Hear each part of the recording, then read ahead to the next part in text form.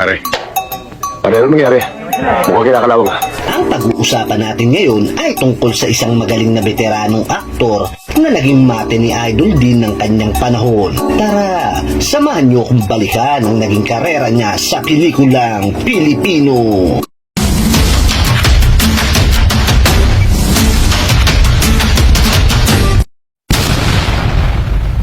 Ang veteranong aktor na ito ay isa sa mga epektibong gumanap kahit anong papel ang ibigay sa kanya, mapabida man o kontrabida. Siya ay si Jose Maria Marpore Asuncion o mas kilala natin bilang Vic Vargas. Ipinanganak noong March 28, 1939 sa Pasay City. Napangasawa niya si Rosana Zamora at sila ay nagkaroon ng isang anak na si Basilio Anton Asuncion.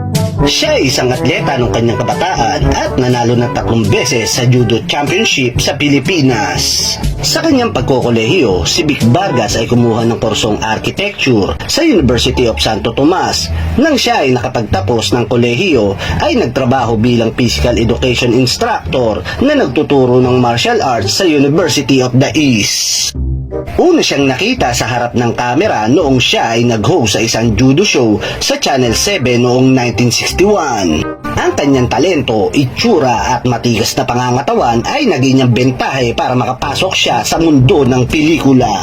Ang kanyang kauna-unahang pelikulang kinabilangan ay ang Susan, Susay, Susi, kung saan siya ay nagkaroon lang ng maliit na role noong 1962. Siya ay pumirma ng kontrata sa BP Pictures at Sampaguita Pictures. At sa pareho ring taon ay gumanap si Vic Vargas sa kanyang pelikulang pinagtampukan ang Jegong Tabak.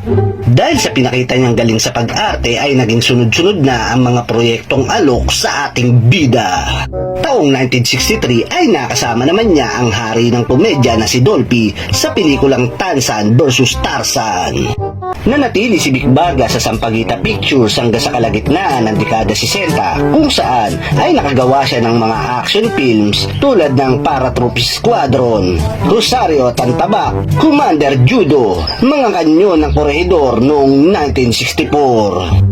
Nang pagpasok ng mga bomba films, isa ang ating bida sa madalas kunin dahil sa gandang lalaki at tigas ng pangangatawan. Nakatambal niya ang mga reyna ng bomba star tulad ni Estela Suarez, Merly Fernandez at Rosana Ortiz.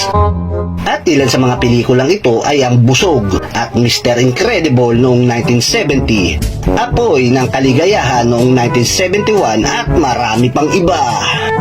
Nabigyan din ng parangal ang ating bida ng Manila Film Festival sa kanyang unang Best Actor Award para sa pelikulang El Víbora noong 1972. Taong 1974 naman ay nakatambal niya ang unang Miss Universe title holder na si Gloria Diaz sa pelikulang Ang Pinakamagandang Hayop sa Balat ng Lupa at nakasama rin niya ang isa pang Miss Universe na si Amparo Muñoz sa pelikulang Hayop sa Ganda noong 1997. Nag-host din ang ating bida sa Tawag ng Tanghalan nang pumanaw ang orihinal na host nito. Alam nyo bang, isa ding environmentalist ang ating bida sa grupong Bantay Dagat sa Palawan. Hindi lang sa pelikula lumalabas ang ating bida, madalas din natin siyang makita sa mga palabas sa telebisyon gaya ng Home Alone Dariles at Lahi ni Adan. Ang kanyang kahuli-hulihang pelikulang kinabilangan ay ang Lapu-Lapu noong 2002 na pinagbidahan ni Lito Lapid. Subalit kagaya ng iba nating naitampok na kahit nasa tugatog tayo ng kasikatan ay may mga pagkakataon sa buhay natin na hindi inaasahan. Nagkaroon si Vic Vargas ng typhoid fever na nagresulta sa kanyang pagkakastroke at pagkakakomatose na naging mitya ng kanyang pagpanaw. July 19, 2003, nang sumakabilang buhay na ang veteranong aktor na si Vic Vargas sa edad na 64. Ang kanyang mga labi ay nakahimlay sa Sacred Heart Church sa Makati City. Bagamat wala na ang magaling na veteranong aktor, ang kanyang mga naiambag sa industriya ay hindi na malilimutan pa. Ang kanyang 4 na dekada sa industriya ay patunay lamang kung gaano siya kagaling sa kanyang napiling larangan. Isa si Vic Vargas sa maituturing nating haligi ng industriya at ang kanyang mga ginanapan sa kanyang mga pelikula ay nagbibigay ng inspirasyon sa makabagong henerasyon na mga artista at ang kanyang mga palabas ay patuloy nating binabalik-balikan hanggang sa ngayon. At dito na natin tatapusin ang video ito. Ikaw, anong naging pelikula ang pinagtampo ka ni Vic Vargas ang talagang bumilib ka na karakter niya? At meron ka din bang mga alam na linya niya sa pelikula? Pakishare naman sa comment section natin sa ibaba. Nakakulong naman yung tao, di ba? Sorry. Ganun ba rason niya? I-share niyo po sana ang bawat nilalabas kong video. Hanggang sa muli, paalam!